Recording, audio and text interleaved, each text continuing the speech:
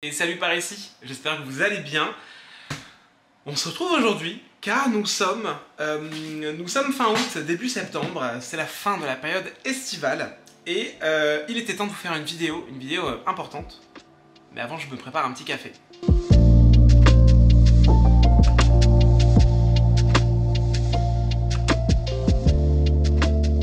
Voilà, le ice latte est prêt parce que bon, même si l'été touche à sa fin, il fait toujours chaud dehors. Et comme je vous le disais, nous arrivons donc au début du mois de septembre, période de la rentrée littéraire, période fastueuse où presque 500 livres sortent en librairie. Il y a plein de livres, il y a plein de nouveautés, tout fait très envie et on ne sait pas vers quoi se tourner. Heureusement pour vous, j'ai la solution puisque en août, j'ai lu 5 livres, j'ai lu 5 romans. Alors certes, c'est pas énorme, mais 5 romans qui viennent tout juste de sortir ou qui vont sortir là dans les prochains jours. Ça dépend un peu de comment je suis sur le montage. Bref, j'ai lu 5 nouveautés en août et je vais vous en parler aujourd'hui pour peut-être vous donner envie ou non de vous les procurer. Allez, on va commencer cette vidéo avec une première sortie. Pour info, j'ai pas rangé les livres dans un ordre spécial, je vais les prendre un petit peu comme ils viennent. Et on va commencer avec le premier de la pile, qui est une nouvelle sortie de ma maison d'édition fétiche, vous commencez à me connaître. Une nouvelle sortie issue des éditions La Talente, qui est donc Les Beaux et les Élus de Nivo. Si vous me suivez assidûment, le nom de Nivo ne doit pas vous être inconnu, puisque Nivo, c'est l'autrice qui est à l'origine de la saga Les Archives des Collines Chantantes, qui est une saga de courtes novellas, qui sont aussi parues aux éditions La Talente, et qui se déroule dans un monde empreint de mythologie chinoise que j'aime vraiment beaucoup, et j'avais hâte de découvrir la plume de Nivo dans un tout autre style, puisque là, on s'éloigne énormément de la mythologie chinoise. Et alors, au cas où la couverture ne vous aurait pas donné assez d'indices, dans Les Beaux et les Élus, on va suivre le personnage de Jordan Baker. Et ce nom ne vous est peut-être pas inconnu, puisque c'est l'un des personnages principaux du roman The Great Gatsby de Scott Fitzgerald, qui a été adapté au cinéma par Baz Luhrmann il y a quelques années, il y a 10 ans je crois, dans le film The Great Gatsby. Alors avant toute chose, warning, si vous n'avez pas lu ou pas vu Gatsby le Magnifique dans son titre français, je vous recommande très chaudement de lire ou de visionner en amont l'œuvre originale avant de vous lancer dans ce livre, parce que je pense qu'il vous manquerait peut-être quelques clés afin de comprendre toute la portée que peut avoir cette réécriture. Moi par exemple, je n'avais jamais lu Gatsby, et à l'heure actuelle, je ne l'ai toujours pas lu, mais sous les bons conseils de Emma, qui fait partie des équipes de La Talente, je me suis lancé dans le film de Baz Luhrmann avant de commencer le livre. Et je vous avoue que je suis plutôt content de l'avoir fait. Alors je ne vais pas tout résumer pour ne pas tout vous assommer, mais dans Gatsby le Magnifique, on suit l'histoire de Nick Carraway, qui arrive tout fraîchement dans la ville de New York, et qui se trouve être le voisin d'un homme qui a une demeure absolument immense, et cet homme c'est Gatsby. Gatsby donne des fêtes de dingo dans son manoir, toute la ville s'y retrouve, enfin toute la bourgeoisie de New York s'y retrouve pour des fêtes exubérantes, et on sent très vite que Gatsby cache un secret. Quel est ce secret? C'est tout le principe du livre. Dans Gatsby, on suit plusieurs personnages, Nick Carraway, Gatsby, mais aussi Daisy, qui est la cousine de Nick, ainsi que Jordan Baker, qui est la meilleure amie de Daisy, et Tom, qui est le mari de Daisy. Voilà, on a 5 personnages principaux. Gatsby, c'est un récit qui se déroule pendant les années folles. On a toute cette esthétique très art déco, très riche, très dorée, qui est dépeinte avec brio dans le film de Baz Luhrmann, mais j'imagine avec tout autant de brio dans le livre original. Et le livre de Nivo, pour en revenir à lui, se déroule exactement dans le même univers et nous raconte exactement la même histoire, à la différence près que cette histoire est vue par les yeux de Jordan Baker, qui est donc la meilleure amie de Daisy, qui est la cousine de Nick. Ouais, ça doit vous paraître un peu compliqué, mais en vrai c'est très simple. Sauf que, à la différence de l'œuvre originale, on est dans un monde où l'occulte est omniprésent. Dans Les Beaux et les Élus, la richesse de New York côtoie les démons, les invoque et boivent même leur sang afin de faire la fête. Parce que oui, il faut croire que le sang de démon a plus de vertu que l'alcool. Je vous avoue qu'au tout début, quand j'ai commencé ma lecture, j'ai été un petit peu désarçonné par ce livre, parce que même si je retrouvais toute la poésie de la plume de Nivo que j'aime beaucoup, pendant une bonne partie de ma lecture, pendant le premier tiers, je me suis dit, ok, c'est très cool, mais à quoi est-ce qu'elle sert cette réécriture ? En fait, j'ai eu assez peur que l'ajout de l'occulte n'ait pas de réelle plus-value et que ce ne soit qu'un prétexte pour l'autrice pour réécrire une histoire qu'elle apprécie. Et il se trouve que j'avais complètement tort, puisque avec l'ajout de l'occulte dans l'histoire, Niveau ajoute tout un degré de lecture et de compréhension possible vis-à-vis de l'œuvre, et elle s'en sert pour re-questionner certains points qui n'étaient pas forcément questionnés dans l'œuvre originale. Et tout ce propos occulte sert aussi beaucoup la fin du livre, qui est assez différente de ce que j'ai pu voir dans le film, mais qui m'a néanmoins beaucoup plu. Ça a été vraiment un twist final qui m'a énormément surpris. Et une autre différence qu'il y a dans ce livre vis-à-vis de l'œuvre originale et que j'ai beaucoup aimé, c'est que le personnage de Jordan Baker est un personnage très énigmatique, mais que j'ai trouvé assez peu creusé dans le film, alors que là, elle est extrêmement bien creusée. Et surtout, dans ce livre, le personnage est d'origine asiatique, alors que dans l'œuvre originale, Jordan est blanche. Ici, Jordan, elle a été adoptée au Tonkin, qui est donc l'actuel Vietnam, je crois, si je ne dis pas de bêtises. Elle a été adoptée par une riche blanche qui l'a emmenée à New York et qui l'a élevée comme sa fille, même si elle est décédée prématurément, ce qui fait que Jordan a été élevée par sa grand-mère et par ses tantes. Ce qui fait que Jordan porte avec elle un héritage social bourgeois et blanc, mais elle porte sur son visage l'héritage de son pays d'origine. Ce qui fait qu'elle est rejetée un petit peu de tous les bords. Quand elle se rend à Chinatown, elle est rejetée parce que elle n'est pas une vraie asiate, et quand elle se retrouve dans les milieux blancs bourgeois, elle n'est pas une vraie bourgeoise, puisqu'elle n'est pas blanche. Et donc Jordan se retrouve un petit peu comme ça, le cul entre deux chaises, à ne pas avoir sa place dans aucun des deux mondes vers lesquels elle a une porte à demi ouverte. Et donc, au-delà de redécouvrir l'histoire de Gatsby, on va découvrir toute l'histoire de cette personne qui est donc immigrée, qui ne se sent chez elle nulle part. Et c'est vraiment une histoire qui m'a beaucoup touchée, que j'ai beaucoup aimée. Comme d'habitude, j'ai vraiment adoré la plume de Niveau, que j'ai trouvée tout aussi parfaite que dans les archives des collines chantantes. Et même si ce n'est pas un coup de cœur, c'est un livre que j'ai vraiment beaucoup apprécié. Je pense qu'il ne plaira peut-être pas à tout le monde, parce que ça reste assez introspectif et contemplatif. Si vous vous attendez à un récit fantastique avec beaucoup de magie, beaucoup de démons, ce n'est pas le cas.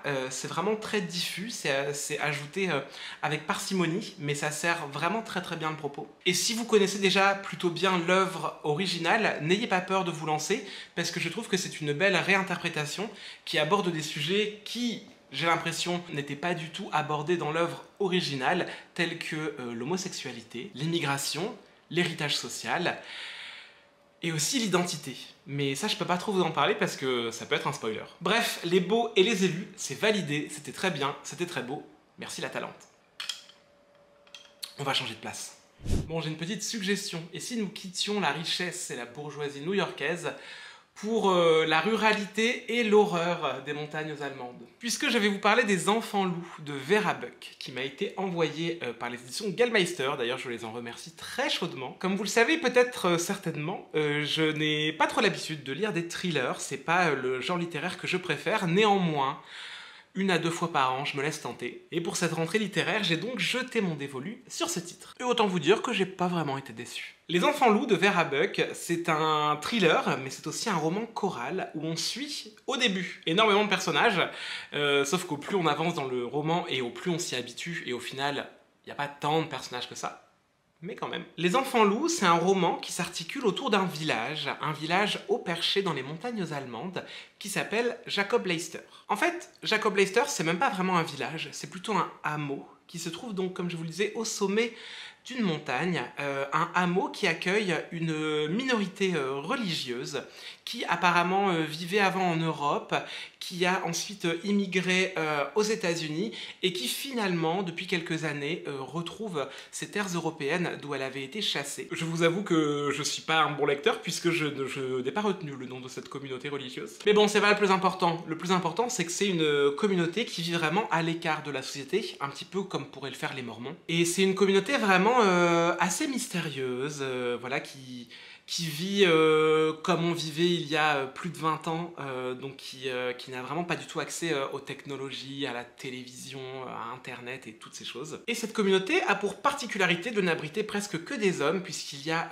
très peu de femmes parmi leurs rangs et encore moins d'enfants. puisque cette communauté ne compte que deux enfants qui sont jeunes adolescents. Il se trouve que près de Jacob Leicester se trouve un autre village, beaucoup plus grand et beaucoup plus ancré dans notre époque, qui se trouve donc au pied, lui, de la montagne. Village somme toute assez petit, hein, on est vraiment dans une commune très très rurale, mais qui néanmoins est rattachée à la société et au monde tel que nous le connaissons. Et on va dire que ce petit village et Jacob Leicester sont un petit peu couplés ensemble, puisque le maire voilà, gère un petit peu ces deux communes, tant et si bien que les deux jeunes enfants de Jacob Leicester vont à l'école publique du village. Bref, je vous ai planté un petit peu le décor. Comme vous l'imaginez, les deux enfants issus de Jacob Leicester ne sont pas très bien vus dans l'école, ils se font malmener, insulter, bref, c'est pas la joie. Et à côté de toute cette vie qui peut sembler bien banale, on va suivre un autre personnage, un personnage qui s'appelle Smila, qui est stagiaire dans un journal local. Elle rêvait d'être policière,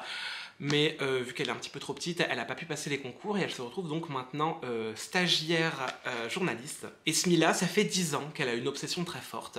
Ça fait 10 ans qu'elle recherche une de ses amies qui a disparu. Quand elles étaient jeunes, quand elles faisaient du camping en pleine montagne, et voilà, qui a disparu en pleine nuit, sans jamais laisser de traces. Et ça fait 10 ans que Smila la recherche, qu'elle essaie de retrouver sa meilleure amie, et qu'elle enquête dans son coin, et elle s'est rendue compte que les enlèvements de jeunes filles, eh ben, c'était pas ce qui manquait dans la région. À partir de là, je ne peux pas vous en dire plus, mis à part que Rebecca, la jeune fille de Jacob Leicester qui va à l'école publique dans le village du bas, va elle aussi finir par disparaître. Et à partir de là, tout s'enchaîne. Qui enlève ces jeunes filles? Pourquoi est-ce qu'on les enlève? Qu'est-ce qu'elles deviennent? Est-ce qu'elles sont mortes? Plein de mystères que je vous laisserai découvrir par vous-même dans Les Enfants Loups. Mais ce que je peux vous dire, c'est que c'est un roman haletant, vraiment. C'est un livre qu'on ouvre et qu'on ne peut pas refermer avant de l'avoir fini. Je l'ai lu en 2 ou 3 jours parce que j'avais beaucoup de choses à faire, mais si ça ne tenait qu'à moi, je pense que je l'aurais dévoré sur une après-midi. C'est vraiment un page-turner qu'on ne peut pas lâcher, on veut savoir la suite. Chaque personnage est très bien écrit, à chaque nouveau chapitre, on a envie de savoir ce qui va se passer, surtout que les chapitres sont extrêmement courts. En moyenne, chaque chapitre fait entre 3 et 5 pages, ce qui fait que le rythme est effréné. Comme dans tous les bons thrillers, on suit au début une multiplicité de storylines différentes qui vont au final toutes se raccrocher et se diriger vers un tronc commun.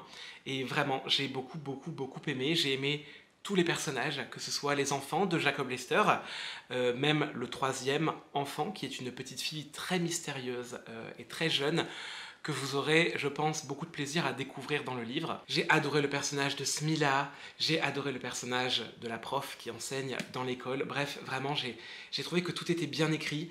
Il y a énormément de moments où j'ai lâché mon livre en me disant « Oh non, c'est pas possible !» parce que vraiment, il y a des retournements de situation de folie. Et même si vous n'êtes pas un grand lecteur ou une grande lectrice de thriller, je suis persuadé que ça peut vous plaire, tant le livre est riche et bien écrit. D'ailleurs, je pense que le seul point noir auquel j'ai fait face pendant ma lecture, c'est dans les chapitres qui concernent le personnage de Smila, puisque comme je vous l'ai dit, Smila enquête, elle se fie beaucoup à son instinct, et j'ai trouvé que dans les chapitres qui la concernaient, on prenait vraiment pour acquis tout ce que Smila pouvait déduire de ses enquêtes sans forcément remettre en perspective ses conclusions et les re-questionner. Au début, ça m'a beaucoup gêné parce que je me suis dit bah, c'est pas possible, elle ne peut pas avoir la vérité absolue, donc ça serait bien qu'on remette en question tout ce qu'elle pense être comme acquis. Et j'avais peur que le roman ne le fasse pas.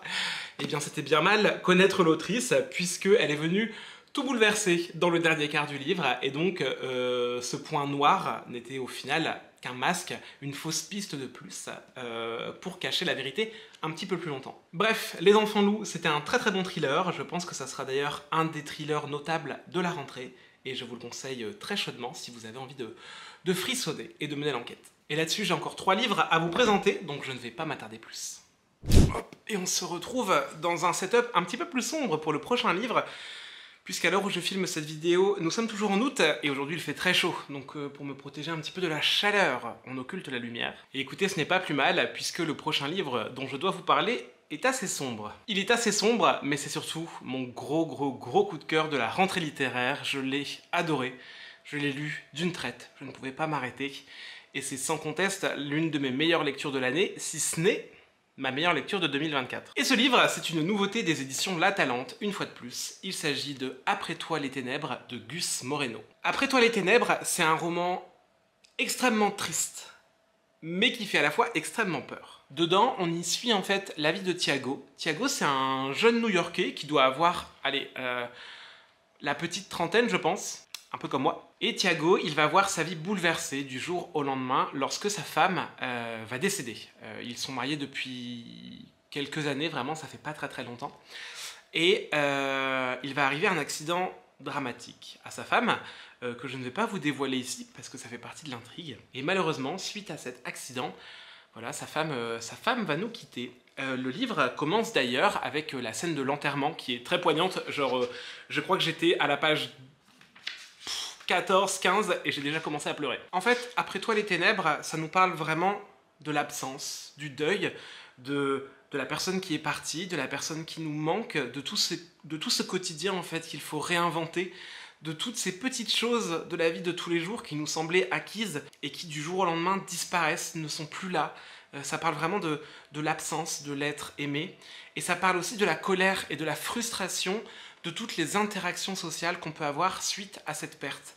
Vraiment, genre au tout début du livre, quand Thiago est à l'enterrement de sa femme, on a l'impression qu'il est en colère contre le monde entier. En colère déjà parce qu'il ne voulait pas que sa femme meure, ce qui est plutôt normal, mais aussi en colère contre les gens qui sont là pour lui présenter leur soutien. Et vous savez, moi j'ai parfaitement compris cette colère parce que je l'ai déjà connue. C'est ce moment où les personnes viennent vous prendre dans leurs bras et vous souhaitent toutes leurs condoléances et on sent qu'elles sont vraiment tristes et elles pleurent et voilà, c'est un moment fort. Mais il y a cette colère de se dire, putain, mais ce soir, quand vous allez rentrer chez vous, vous allez reprendre votre vie normale et vous allez vous dire, ah bah cet enterrement, c'était triste. Mais votre quotidien n'est pas directement impacté. Et lui, il se sent affreusement seul parce qu'il dit, moi, ce soir, je vais rentrer et je vais être seul.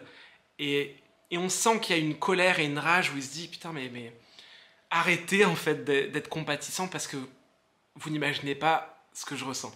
Et j'ai trouvé ça hyper fort et hyper bien dépeint. Et moi, vraiment, ça m'a transpercé, ça m'a chamboulé, j'ai vraiment beaucoup pleuré. Mais comme je vous l'ai dit, ce livre parle d'absence, parce que c'est un roman triste, mais c'est aussi un roman d'horreur. Et ça parle aussi de présence. Une présence qu'on aimerait fuir et qu'on aimerait qu'elle ne soit plus là pour le coup. Puisqu'on comprend très rapidement dans le récit que Thiago est suivi par une entité depuis plusieurs années. Une entité qui ne leur veut peut-être pas que du bien, mais pas forcément du mal, on ne sait pas trop ce qu'elle veut, on ne sait pas trop ce qu'elle cherche. C'est une entité qui prend contact avec Thiago et sa femme, lorsqu'elle était encore en vie, d'une manière très étrange, en utilisant des technologies modernes. J'ai vraiment pas envie de vous en dire plus, parce que je pense que si j'ai autant aimé ce livre, c'est parce que j'en savais peu.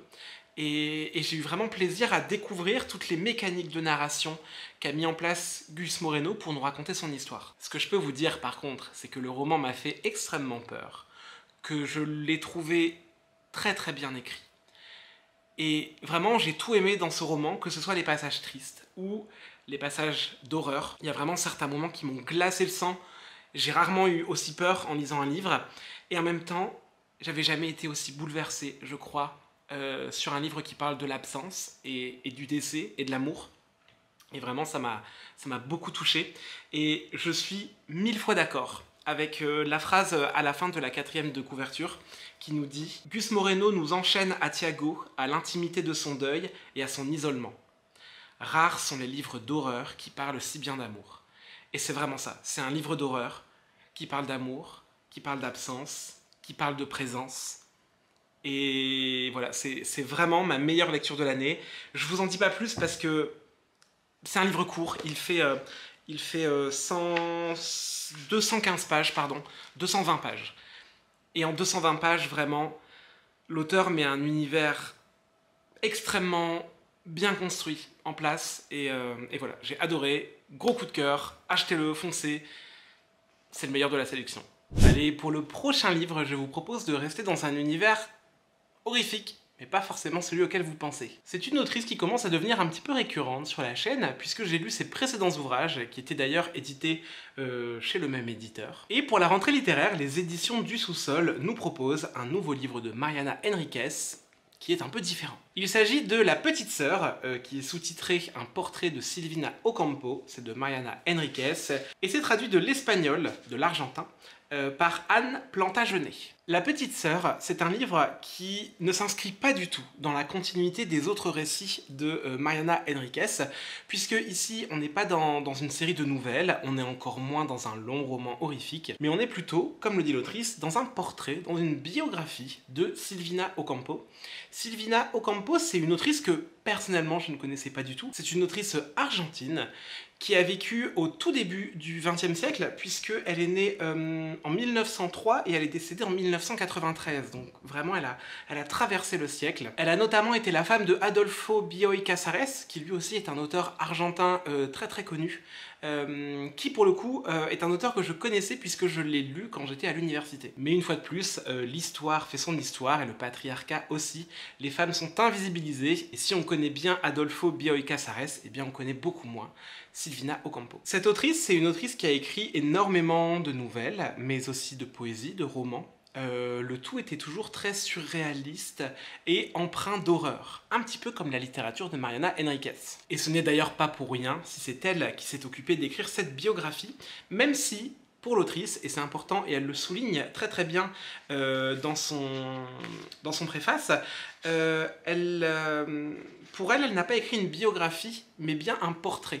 Dans la mesure où Silvina Ocampo, c'était une personne très mystérieuse, qui avait énormément de secrets, secrets qu'elle confiait à des proches. Le problème, c'est qu'elle était peut-être un peu menteuse, ou alors ses proches étaient un peu menteurs. Ce qui fait que parmi tous les témoignages qu'elle a pu récupérer auprès de ses proches, eh bien, il y a de nombreux témoignages qui se contredisent les uns les autres.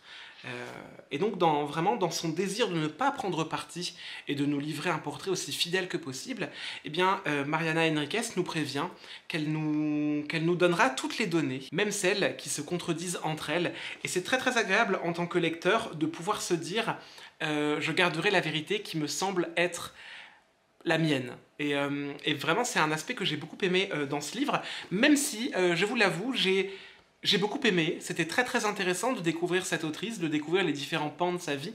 Il y a des choses qui m'ont beaucoup plu, il y a des pages que j'ai cornées, il y a des choses qui m'ont énormément touché, et il y a d'autres choses de sa vie qui m'ont laissé, je vous avoue, un petit peu plus indifférent. Donc sur les 300 pages que font cette biographie, j'avoue qu'il y en a peut-être une cinquantaine qui m'ont paru un petit peu, qui m'ont parfois peut-être un peu ennuyé. Bon, après 50 pages sur 300, c'est pas énorme. Et puis c'est assez compliqué d'émettre un jugement sur une biographie parce que, eh bien, comme tout le monde, la vie de Silvina Ocampo a connu des hauts et des bas, des périodes creuses.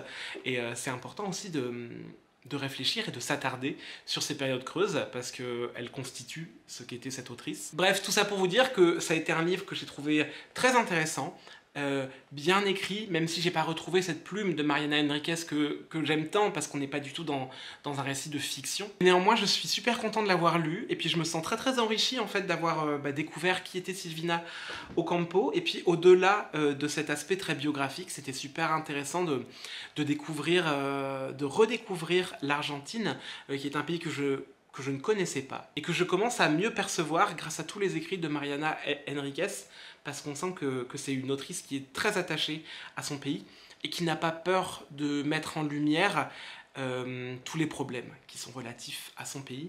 Et voilà, c'était vraiment une bonne lecture. Merci beaucoup aux éditions du Sous-Sol pour cet exemplaire. Et puis voilà, si vous aimez Mariana Enríquez, et si vous êtes curieux de découvrir la vie de cette autrice, que vous la connaissiez déjà ou non, et ben, je vous le recommande. Allez, et je vous retrouve dans mon bureau, et toujours à l'ombre, parce que il fait toujours chaud dehors. Je vous retrouve pour l'ultime ouvrage de cette vidéo de la rentrée littéraire, qui est d'ailleurs le dernier ouvrage que j'ai lu pour préparer cette vidéo. C'est toujours un service presse, hein, comme tous les livres de cette vidéo. C'est un livre qui m'a été envoyé par les éditions La Croisée, maison d'édition que j'aime vraiment beaucoup, parce qu'ils sortent énormément de littérature queer, de littérature gay, et on les en remercie pour ça. Et je vous avoue que quand ils m'ont proposé de recevoir leur dernier ouvrage, qui est S'aimer dans la grande ville, je n'ai pas réfléchi très très longtemps, pour la simple et bonne raison que je l'avais déjà remarqué, je l'avais déjà un petit peu zioté sur Instagram, et je m'étais dit « Ah, ça m'intéresse pas mal, mais j'ose pas trop leur demander, parce que j'ai déjà prévu de lire plein de trucs pour l'été, donc j'ai peur de ne pas avoir le temps. » J'ai même pas eu besoin de leur demander, ils m'ont dit « Hé, salut, ça te dit de le lire ?» J'ai dit « Oui, ok », et résultat des courses, je l'ai lu en 2 jours. et je l'ai adoré. S'aimer dans la grande ville, c'est donc le nouveau roman de Sang-Hyang Park, qui est le deuxième roman de l'auteur, mais je pense que c'est le premier qui est traduit en France. Ça a d'ailleurs été pour moi une première incursion dans la littérature coréenne, parce que je n'avais encore jamais lu d'auteuristes coréens. Et S'aimer dans la grande ville, c'est un récit presque autobiographique, on est vraiment dans, je pense, dans de l'autofiction. Ça m'a rappelé un petit peu les écrits de Hervé Guibert. Je vous avoue que quand j'ai reçu le livre et que j'ai lu la 4e de couverture, je me suis dit bon, soit je vais adorer, soit ça va moyennement passer, puisqu'on nous dit que derrière son humour ravageur se cache un homme éprouvé par la solitude et le doute. Et j'avais lu pas mal d'avis qui disaient que le livre était très drôle, et donc j'avais un petit peu peur que ce soit trop drôle et qu'on perde peut-être un peu en substance. Et alors si, en lisant les premières pages, j'ai eu un petit peu peur de suivre un journal de débauche un peu décalé, je me suis rapidement aperçu que non, ça allait pas être le cas et ça allait être beaucoup plus profond que ce que je pensais. Et résultat des courses, eh bien ça m'a énormément touché, ça m'a énormément parlé, ça m'a beaucoup ému. En fait, dans le livre, on va suivre la vie de Young, qui est donc un jeune homme sud-coréen qui vit à Séoul. Quand le livre commence, on le suit alors qu'il commence ses études supérieures et le livre se termine alors qu'il a passé la trentaine. On va le suivre durant 4 parties, donc le livre est scindé en 4 parties. Ce que j'ai beaucoup aimé dans S'aimer dans la grande ville, c'est toutes les thématiques qui sont abordées par l'auteur et la justesse et la pudeur avec lesquelles il les aborde. L'auteur est d'ailleurs assez sans compromis avec lui-même, il sait que parfois il agit mal, mais comme tout le monde en fait dans sa jeunesse, on fait tous des bavures, on exagère tous sur certaines choses, et j'ai trouvé ça super bien qu'il ne se cache pas derrière un masque, mais qu'il se livre à nous. Et voilà, il va nous parler de ses amours, il va nous parler de ses premières relations, il va nous parler de la manière dont il va s'outer auprès de ses amis, auprès de sa famille. Il va aussi beaucoup nous parler de relations sociales, ses relations amoureuses, ses relations intimes, ses relations avec ses amis, sa relation avec ses parents, et en particulier la relation qu'il a avec sa mère, qui est assez compliquée, assez conflictuelle, mais qui est en même temps très belle. Et il va aussi, dans les 2 dernières parties du récit, nous parler de relations amoureuses, mais peut-être un petit peu plus sérieuses, un petit peu plus stables. Et voilà, toutes ces relations, moi, elles m'ont beaucoup touché, elles m'ont beaucoup parlé. Je me suis retrouvé dans plein de pans de la vie de l'auteur, et voilà, vraiment, ça m'a beaucoup plu. C'était très beau. C'est un livre vraiment que je vous recommande, d'ailleurs, que vous soyez queer ou non. Je pense que c'est un livre qui peut parler à tout le monde. Et ce que j'ai beaucoup aimé aussi, c'est qu'il y avait un aspect très dépaysant, parce que les interactions sociales en Asie sont très très différentes des interactions sociales qu'on peut avoir en Europe. Pour être allé plusieurs fois au Japon, c'est quelque chose que j'ai déjà remarqué à plusieurs reprises, et j'ai l'impression qu'au niveau des interactions sociales, le Japon et la Corée sont assez proches, et voilà, ça m'a fait voyager, ça m'a ému, ça m'a foutu les larmes aux yeux plein de fois, et rien que pour ça, vraiment, je vous le recommande chaudement. Merci encore aux éditions La Croisée pour cet exemplaire. Bon, j'ai l'impression qu'on a bien travaillé là. C'était mes 5 points, mes reviews de ces 5 livres de la rentrée littéraire. Moi, ça m'a fait trop plaisir de vous filmer ça. J'ai d'ailleurs pris énormément de plaisir à lire tout ça pendant tout le mois d'août. C'est vrai qu'au départ, je pensais en lire que 4. Il y a eu ce 5e qui s'est greffé sur la fin, et au final, voilà, découvrir ces 5 romans pendant le mois d'août où j'ai levé le pied. De toute façon, vous avez dû le voir, il y a eu un petit peu moins de vidéos sur YouTube, il n'y a pas eu de stream sur Twitch. Bref, c'était un mois où je me suis dit, vas-y, je prends du recul sur les réseaux, sur la création de contenu, et je prends soin de moi. Et prendre soin de moi en découvrant ces 5 ouvrages de qualité, vraiment, c'était hyper cool. Je suis hyper content que ça ait été 5 bonnes lectures, que ça a été un énorme coup de cœur pour Après toi les ténèbres, et un autre coup de cœur, peut-être pas aussi fort, mais pour S'aimer dans la grande ville. Et voilà, que des bonnes lectures. Écoutez, n'hésitez pas maintenant à me dire dans les commentaires si je vous ai donné envie d'en découvrir certains. Dites-moi si vous comptez vous en procurer en librairie. Et alors pour ma part, mes lectures de la rentrée littéraire ne sont peut-être pas entièrement finies, puisque je suis allé faire un petit tour en librairie, et j'ai vu 2-3 petites choses qui sont sorties, donc je vais peut-être quand même me faire des petits plaisirs. Mais ça, je vous en parlerai une autre fois, peut-être dans un book haul ou une update lecture. On verra bien. Dans tous les cas, moi je vais vous laisser ici. En début de vidéo, je vous disais que le mois de septembre approchait et que c'était la rentrée littéraire, mais le début du mois de septembre, ça veut aussi dire le début du Pumpkin Autumn Challenge, et je n'ai pas oublié ce challenge. J'ai donc le plaisir de vous dire que la prochaine vidéo qui sortira, et qui devrait sortir dans pas trop longtemps, ce sera ma pile à lire du Pumpkin Autumn Challenge, et qui sera donc ma pile à lire pour tout l'automne. Je dois finir de travailler sur le montage, mais voilà, j'ai bon espoir de sortir ça très très vite. Donc là-dessus, moi, je vous laisse. Je retourne à mes montages et à mes bouquins. Je vous embrasse bien fort. Passez une bonne rentrée. Prenez soin de vous. Et puis on se retrouve très bientôt dans une prochaine vidéo. Ciao.